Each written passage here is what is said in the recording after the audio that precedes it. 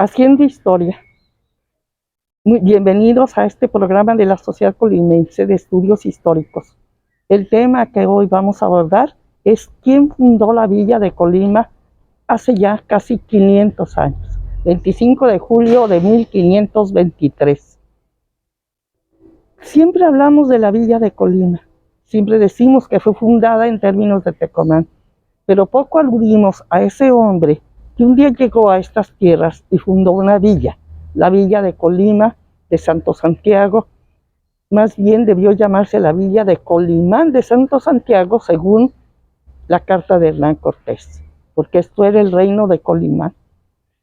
Me interesa saber o decir de este hombre, porque generalmente hablamos de los conquistadores como hombres sin alma, sin corazón y simplemente conquistadores.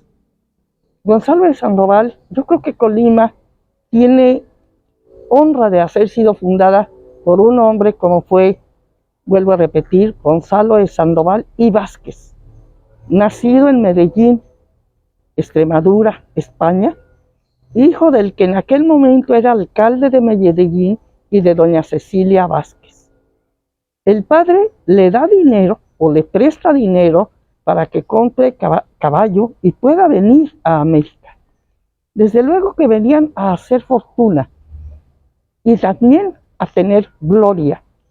Pensemos que estos hombres venían todavía un tanto del medioevo, hombres que hacían gloria y fortuna de acuerdo con aquellas enseñanzas, un tanto guerreras, un tanto nobles en ese sentido.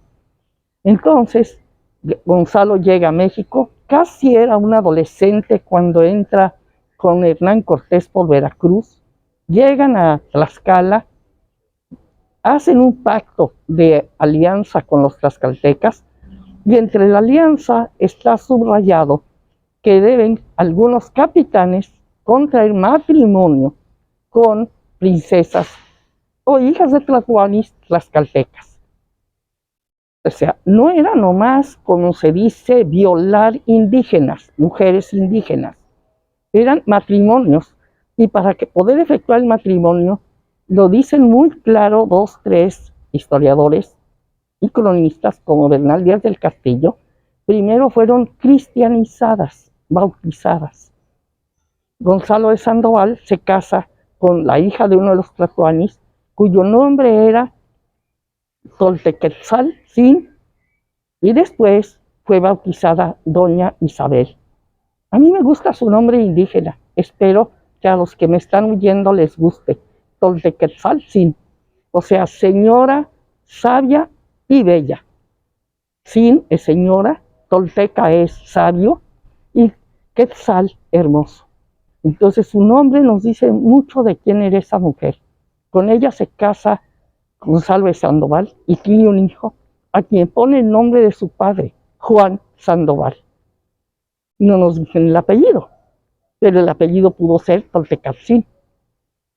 Viene Gonzalo buscando no precisamente conquistar una ciudad o un estado indígena americano, sino buscando la Mar del Sur y buenos puertos. Así lo dice también Chimalhuacán y lo dice Bernal Díaz del Castillo, buscando puertos de la Mar del Sur que los llevaran a la conquista del Asia. Tan es así que de estas tierras, en las tierras que era el reino de Colimán, saldrían las naves de Legazpi a la conquista del Asia y descubren Filipinas. Volviendo con don Gonzalo de Sandoval, que bien podemos decirle el don, ya que era hijo hidalgo, capitán, sigue adelante, no se queda en Colima, llega hasta Honduras, en aquel tiempo las Higueras, regresa a México, tiene cargos civiles, políticos en la Ciudad de México y en Veracruz.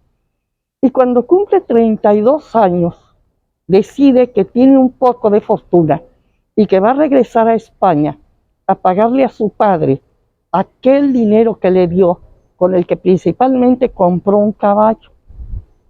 ¿Por qué subrayan el caballo?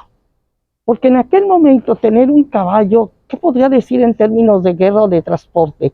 En principal lugar, no andaban a pie, iban a lomos de caballo. Y segundo lugar, el caballo era un arma de guerra. Bernal Díaz del Castillo le dedica 2 cuartillas mínimo al caballo de Gonzalo de Sandoval. Creo que es al único caballo que él hace referencia, Notilla. Y dice que era un caballo de doble rienda, buenísimo para la guerra. Porque de doble rienda significa que el caballo tan podía doblarse a la derecha como hacia la izquierda y recibir el ataque. Es decir, un arma de guerra. Podría decirse ahorita un bulldozer o qué sé yo, un avión. No podría decir que era en aquel, pero sí que era muy valioso. Entonces decíamos, Gonzalo de Sandoval, a los 32 años, regresa a España a pagarle a su padre. Con tan mala aventura que llegando a España enferma y muere. El dinero que llevaba, no sabemos qué pasó con él. Allí termina la vida de Gonzalo de Sandoval. Mientras acá, en Nueva España, algunos hombres, creyendo ya la viuda sola, desamparada, quieren aprovecharse y quedarse con las tierras o lo que haya sido de Gonzalo de Sandoval. Pero ella interpone demanda ante el virrey. También hay que subrayar esto. Esas mujeres no eran me casé y ya. No, seguían siendo tlaxcuanis, seguían siendo señoras.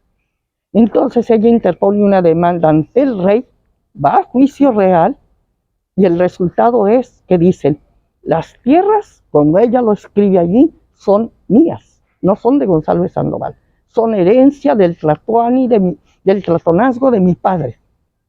Y es herencia mía. Y lo que hizo Gonzalo, que fue bien poco, es de su hijo Juan. Entonces nadie tiene más derecho que Juan y yo. Y no era nada de Gonzalo. Obviamente en España se dijo que ella tenía razón y se le adjudicaron los bienes y se acabó. ¿Qué nos dice esto? Pues que Gonzalo de Sandoval, el conquistador que llega y funda Colima, ni siquiera hizo dinero. Hizo tan poquito que solamente bien poco, dice en el juicio, le deja a su hijo Juan. Ese es el fundador de Colima. Ese es un hombre que todos, desde Bernal Díaz del Castillo hasta Clavijero, dicen que era un hombre sabio, de pocas palabras, que jamás se le dio enojado salvo una vez. Y que era un hombre tan especial que hasta de la providencia sabía relegar. Pues ese fue el fundador de Colima y podríamos seguir hablando de él. Hay muchas historias acerca de Juan Sandoval, pero creo que por el momento, en Haciendo Historia, ya dejamos una huella de su paso por Colima. Muchas gracias.